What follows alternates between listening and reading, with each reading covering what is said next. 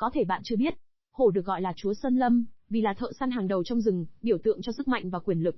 Hổ săn những con mồi lớn như hươu và lợn rừng, sử dụng sự nhanh nhẹn và sức mạnh, giúp duy trì cân bằng sinh thái bằng cách kiểm soát quần thể con mồi.